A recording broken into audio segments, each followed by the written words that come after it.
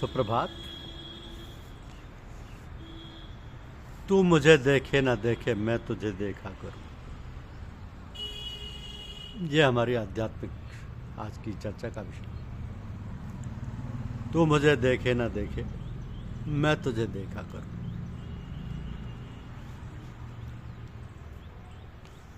जब तक पूर्ण समर्पित होकर साधक अपने को गुरुदेव के चरणों में गिराते रहने का अभ्यास ही नहीं हो जाता, तब तक वो मुरीद नहीं।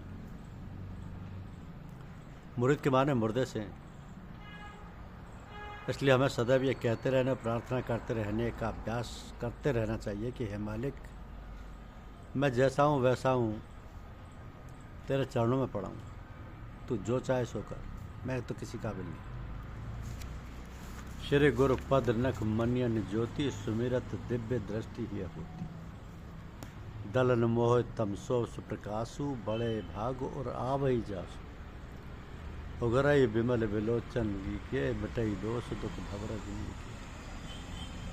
आजकल हालात कुछ बदले हुए नजर आते हैं। अक्सर लोग सोचते हैं कि सारा जन्म मेरे गुरुदेव का है, वे ही सब कुछ करेंगे, मुझे कुछ करने की क्या जरूरत। परंतु पहले ऐसा नहीं था। जो लोग कहा करते थे कि तू मुझे देखे न देखे, मैं तुझे देखा करूं, परंतु अब तो लोग सोचते हैं कि मैं तुझे देखूं न देखूं, तू मुझे देखा कर। और जब तक हम अपने ख्याल को सुधारेंगे नहीं, गुरु के बताए मार्ग का अनुसरण नहीं करेंगे, तब तक मंजिल दूर ही रहेगी। हम असल सत्य के नज़दीक नहीं पहुंच पाएंगे। इसलिए अपने गुरुदेव के प्रति कशिश और प्रेम पैदा करें कि कबरा ये घर प्रेम का, खाला का घर नाई। शीश उतारे मोही धरे, तब बैठे घर पाए माई। प्रेम प्रेम सबको कहे, प्रेम न जाने कोई। 8 पहर भी ना रहे, प्रेम कहावे सो। मोहब्बत के मानी है यकसुई हरदम, अबस दिल में बेचैन क्या हो रहा है। गुरुजनों की मोहब्बत की अनेकों उपलब्धियाँ, जैसे बाअदब, बानसीब, बेअदब, बेनसीब। अब गाड़ी मेहनत की कमाई, संतोष, शरीर और मन की परवाह, राजी व रजा, हाथ का काम में लगा रहना, दिल मालिक में। ये तभी होता है जब गिर पड़े पीरे मुंगा के पांव पर। होशियारी वे खुदी का नाम है। ये कहना आवश्यक लग रहा है कि कोई भी उपलब्धि बिना निस्बत और मजबूती के उस राह में संभव नहीं। निस्बत और मजबूती आती है अपने गुरु के वास्ते से कड़ी पर कड़ी के नबियों अवतारों से संबंध होने से। उसी समय होगा जब श्रद्धा और विश्वास अपने गुरु और सिलसिले के सभी महापुरुषों से होगा। जब ये नाता टूटा तो ना अपनी फरियाद पहुंचेगी और ना फैज़ और बरकत की धारा आएगी। इसलिए पूज्य लालाजी महाराज के कथनानुसार अजब है ये सिलसिला सालारे हक का, कि ले जाते हैं पर्दे में हरम तक।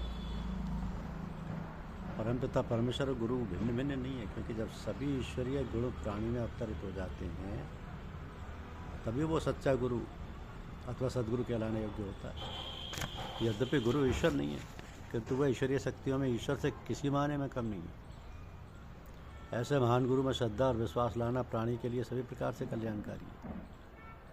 किंतु ऐसे गुरु की खोज करना भी सरल कार्य नहीं है और सहज भी है। यदि लगन हो तो उसको पाने के लिए ईश्वर से प्रार्थना करता रहे। सौभाग्य से जिस दिन जीवन में ऐसी घड़ी आ जाती है, उस दिन प्रभु गुरु रूप में उपस्थित हो जाती है। उन पर दिल से श्रद्धा और विश्वास लाए और उनका दामन जीवन पर्यंत ना छोड़े। गुरु धीरे धीरे संस्कारों को नष्ट करने का काम स्वयं आरंभ कर देते हैं। जो जो आवरण हटने लगते हैं, उससे प्रकाश मिलने लगता है और जिज्ञासु उनके समीप आता जाता है। वो तेरा गुरु ही नहीं, माता पिता सुहृदय एवं सखा भी है। तो जिस प्रकार माता अपने पुत्र को प्यार प्रदान करने के लिए लालायित रहती है, उसी प्रकार गुरु भी अपने शिष्य को प्यार प्रदान करने के लिए लालायित रहता है। ऐसा दृढ़ विश्वास अपने में जमा ले तो आगे कल्याण ही कल्याण। तो आप जी कहते हैं कि सभी ही घट में रसाइयाँ, सूनी चीज न कोई, बलिहारी तिस घाट की जा घट प्रगट हो।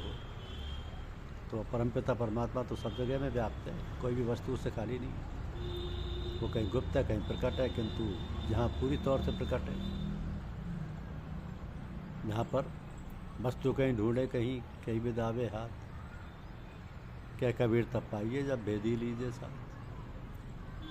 परमपिता तक पहुँचने का एकमात्र साधन गुरु की शरण में रहना तथा उन्हें श्रद्धा और विश्वास रखना है, क्योंकि भगवान तक पहुँचने का मार्ग गुरु ही बतलाता है। वह उसे ज्ञान देता है, शिष्य को उसका कर्तव्य समझाता है, उसे हिम्मत बनाता है। जिस कार्य को वह असंभव एवं अति कठिन समझता है वो कार्य गुरु कृपा से शीघ्रतिशीघ्र हो जाता है। इसमें परिश्रम व उद्योग कुछ नहीं करना पड़ता, बस केवल गुरु कृपा का इशारा पकड़ना।